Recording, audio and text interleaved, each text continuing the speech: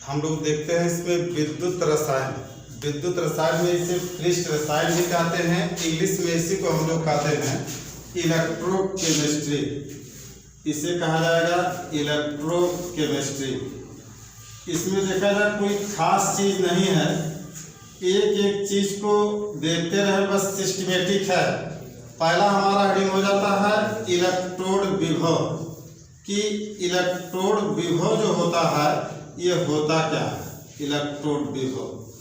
तो पहले तो इलेक्ट्रोड विभव को जानने से पहले हमें ये जानना होगा इलेक्ट्रोड क्या होता है। तो इसमें बताया जाता है कि एक हम वैद्युत अपघट्य ले लेते हैं और इसमें एक धातु की छड़ को डाला जाता है, और इसका शुद्ध डिफिनेशन तो ये बनेगा कि जब किसी धातु की छड़ को उसी के विद्युत अपघट्य में डाला जाता है तो विद्युत अपघट्य और इलेक्ट्रोड पर देखा जाए विपरीत प्रकार के आवेश उत्पन्न हो जाते हैं, और जिनके कारण एक विभव उत्पन्न हो जाएगा और उसी को हम लोग कहते हैं इलेक्ट्रोड विभव कहा जाएगा। जैसे मान लेते हैं ये किस धातु की हो गई, सपोज दैट जिंक धातु की है। अब इसमें जो विद्युत अपघट्य होगा ये जिंक का ही होना चाहिए।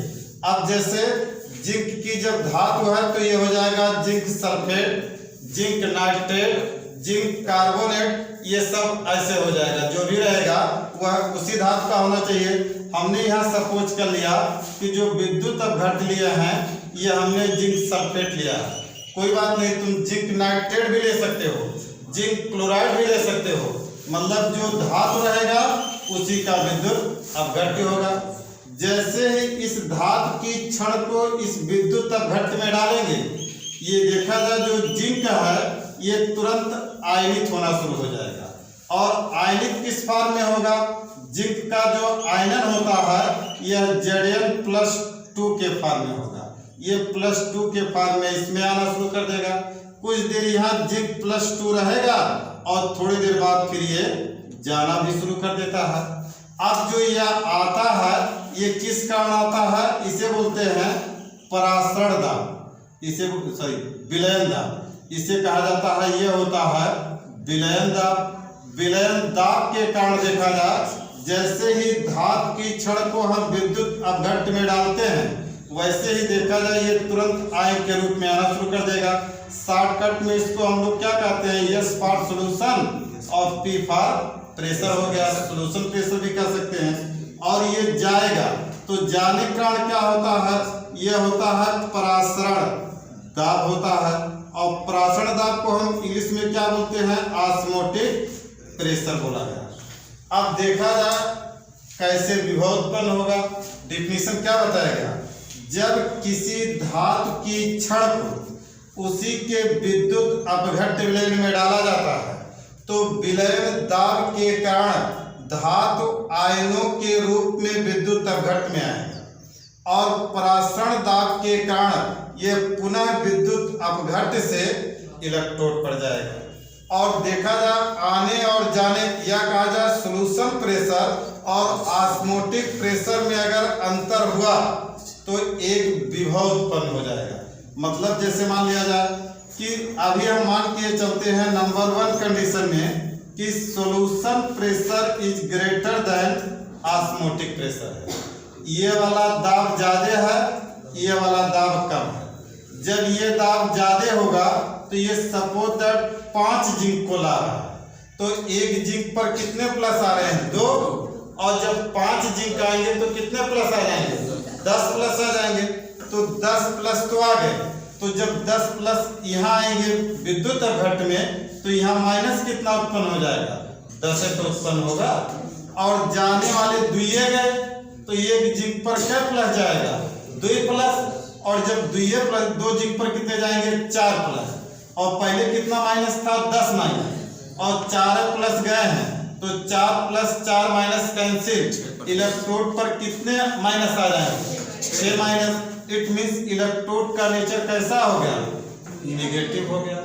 दूसरा कंडीशन इसका होता है solution pressure is less than osmotic pressure हो गया।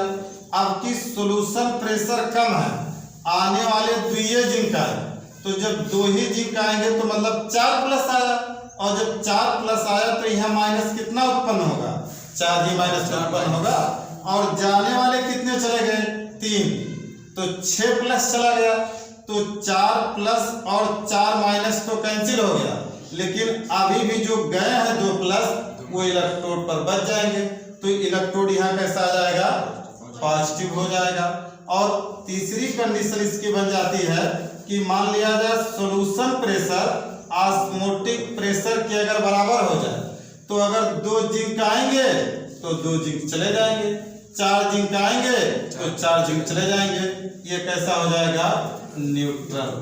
ये यहाँ कंडीशन आ जाता है कि आखिर जो इसका इलेक्ट्रोड विभव होगा ये नेगेटिव होगा कि पॉजिटिव होगा कि न्यूट्रल होगा, कैसे क्या होगा इसके आधार पर देख सकते हैं।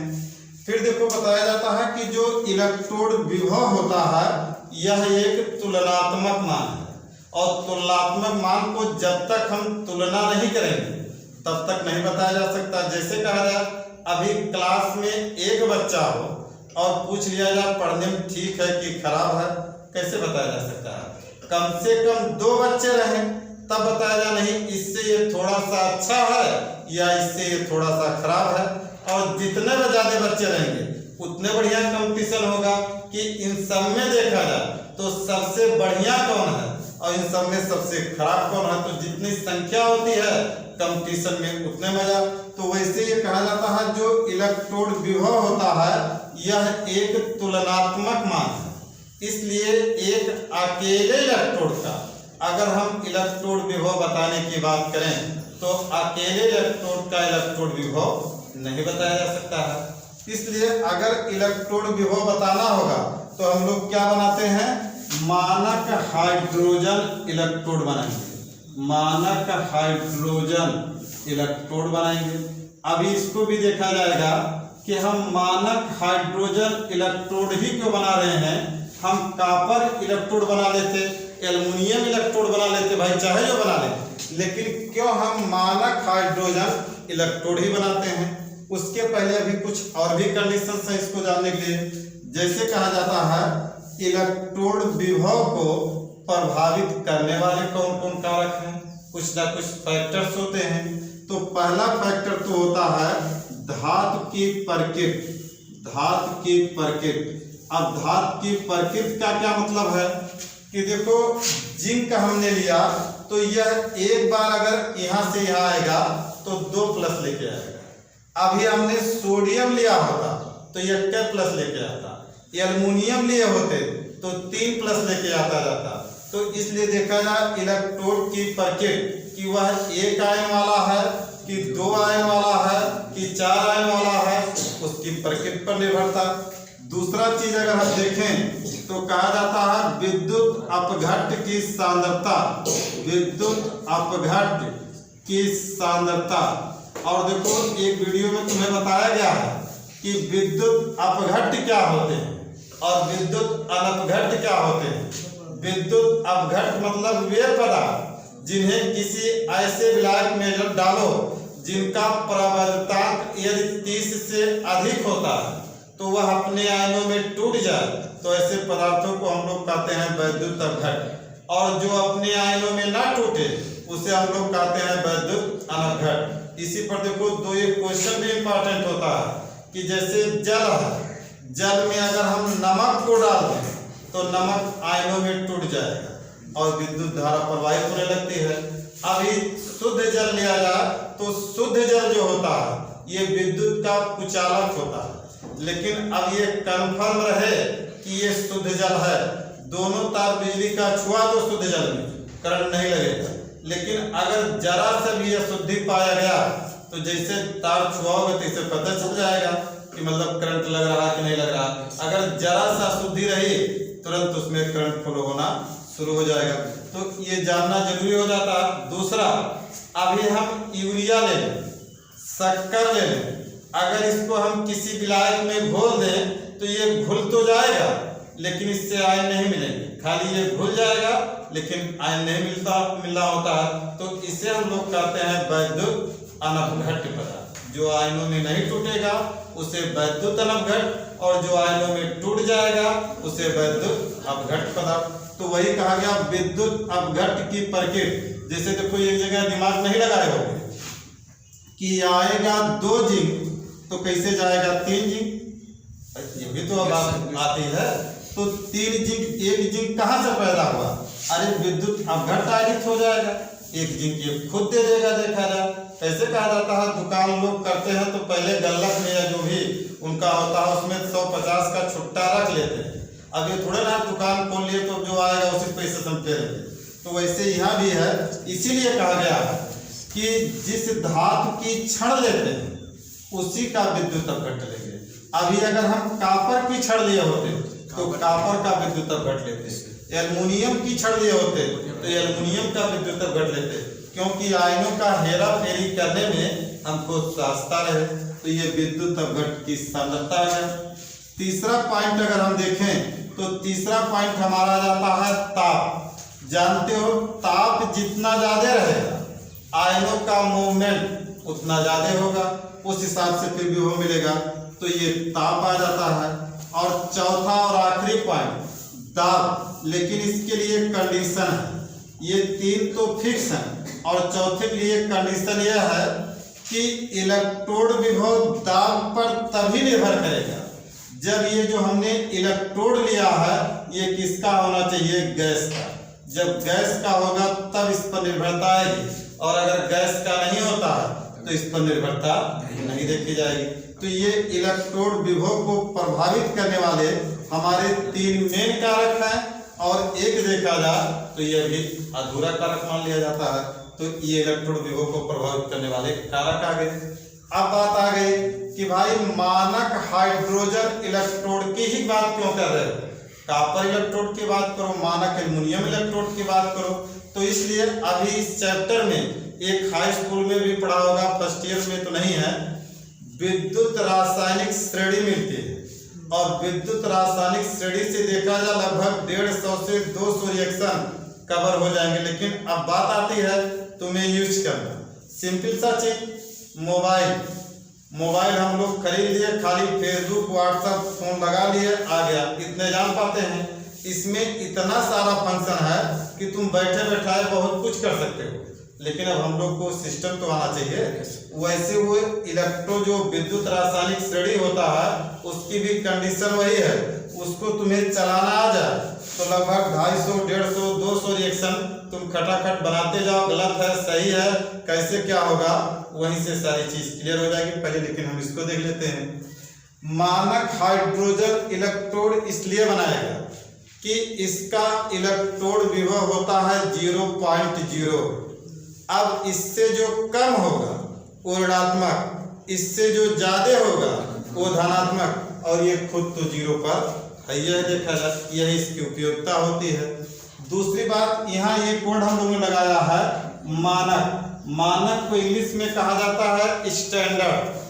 अब ये जब हम मानक हाइड्रोजन इलेक्ट्रोड बनाएंगे तो कंपलसरी ये होता है कि स्थितियां जो होंगी वो मानक होनी चाहिए। अब बात आती है कि मानक अवस्था क्या लिया जाएगा, तो देखा जाए मानक 3 अवस्थाएं होती हैं, इसको इसे फुलफिल करना होगा। पहला पॉइंट कहा जाए तो इसका जो टेम्परेचर लिया जाएगा वो जो होता है 25 डिग्री सेल्सियस होना चाहिए। दूसरा चीज कहा जाए इसका जो प्रेशर दाब लिया जाएगा वह 1 atm या वही वायुमंडलीय दाब होनी चाहिए। और तीसरी चीज इसका जो कंसंट्रेशन होना चाहिए वह 1 m मतलब क्या होता है? मोलरता, जिसे मोलरिटी कहा जाता है।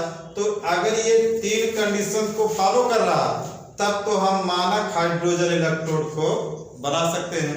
अब बनाते कैसे हैं? ये देखो, एक पात्र ले लिया गया और इस पात्र में अगर देखें तो हम यह हाइड्रोजन का इलेक्ट्रोड लेने की कोशिश कर रहे हैं। यहाँ पर देखा जाए ऐसे ये निकास नली लगी रहती है पहले से, और इधर भी ऐसे निकास नली लगी रहेगी। और इसमें देखा जाए तो हम प्लेटिनम का ये वायर लेते हैं, ये प्लेटिनम का वायर आ जाएगा और इसी प्लेटिनम के वायर से ये प्लेटिनम का स्ट्रिप आ जाता है। यहाँ पर निकास नहीं लगा देते हैं और प्लेटिनम पर ही हाइड्रोजन गैस को मानक अवस्था में इसमें भेजेंगे। अब जब हम हाइड्रोजन का इलेक्ट्रोड बना रहे हैं तो इसमें जो विद्युत अपघट्य होगा वो किसका होगा? हाइड्रोजन का ही तो होगा। और कितना लिया जाएगा? 1 m मोलरता। और मान लेते हैं हम HCl भी ले सकते हैं, H2SO4 भी ले सकते हैं, HNO3 भी ले सकते हैं। भाई हाइड्रोजन का इलेक्ट्रोड बना रहे हैं तो हाइड्रोजन का कोई वैद्युत अपघट्य होना चाहिए जिसमें हाइड्रोजन हो। तो सभी अम्लों में तो हाइड्रोजन पाया जाता है, इट मीन सबको हम ले सकते हैं देखा जाए। अब यहाँ जब इसमें भेजा जाता है और जब हम इसका इलेक्ट्रोड विभव देखेंगे तो देखो मानक इलेक्ट्रोड विभव देखोगे तो यहाँ नॉट लगा देते हैं। अगर नॉट लग गया तो इसका मतलब होता है मानक इलेक्ट्रोड विभव। और ये जो हमारा आएगा ये आ जाएगा 0.0 वोल्ट इसका हाइड्रोजन का निकल के आता है।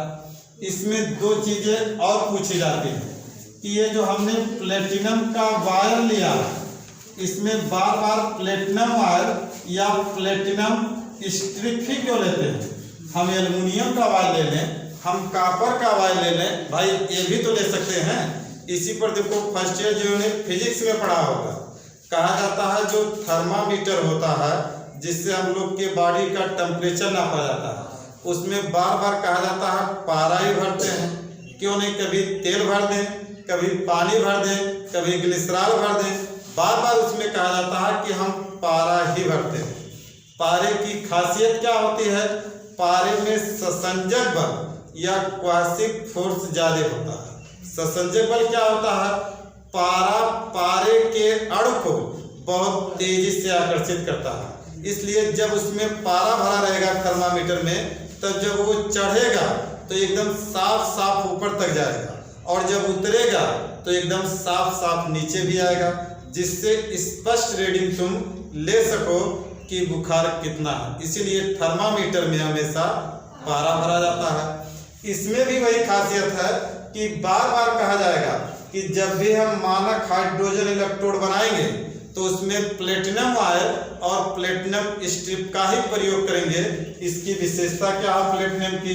तो प्लेटिनम की पहली विशेषता आ जाती है ये गुड कंडक्टर ऑफ इलेक्ट्रिसिटी होता है। गुड कंडक्टर ऑफ इलेक्ट्रिसिटी मतलब विद्युत का अच्छा सुचालक होगा।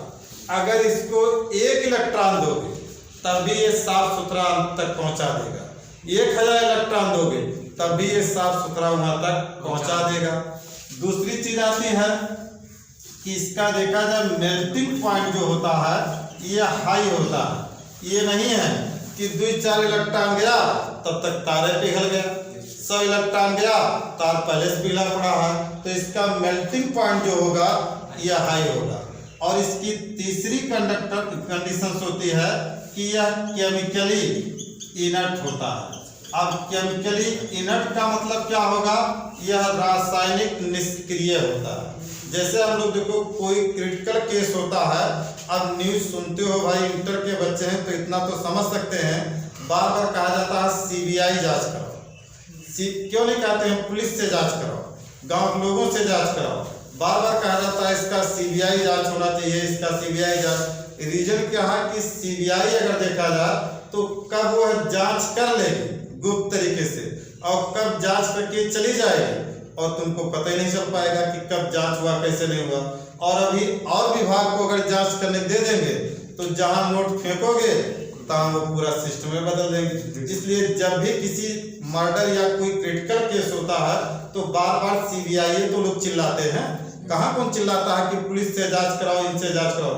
जब भी बात आती है तो सीबीआई की जांच। वैसे ये भी कहा गया कि ये केमिकली इनर्ट है, इसे किसी भी अम्ल में डाल दो, चाहे HCl हो, चाहे H2SO4 हो, चाहे सब कौन से अम्ल है, परबल अम्ल, ऐसा ना हो कि उसको उसमें डालो और पता नहीं ये रिएक्शन करके कुछ और बना के बैठा हो। तुम करना कुछ और चाह रहे हो, ये पहले से कुछ और बना के बैठा हो। तो इस तरीके से भी कंडीशन इसमें नहीं पाई जाती। तो इसीलिए कहा जाता है जब हम मानक हाइड्रोजन इलेक्ट्रोड बनाते हैं तो पहली बात तो मानक अवस्था ली गई, दूसरी बात इसमें प्लेटिनम वायर प्लेटिनम स्ट्रिप लिया गया, प्लेटिनम वायर, प्लेटिनम स्ट्रिप क्यों लिया गया, इसकी भी 3 विशेषताएं बताई गई। और मानक हाइड्रोजन इलेक्ट्रोड से ही तुलना क्यों करते हैं, क्योंकि देखा जाए तो यह इसका इलेक्ट्रोड विभव जो होता है वो कितना आता है 0.0 वोल्ट आएगा। अब अगर इससे मान कम आएगा तो ऋणात्मक और इससे मान ज्यादा आएगा तो धनात्मक आ जाता है।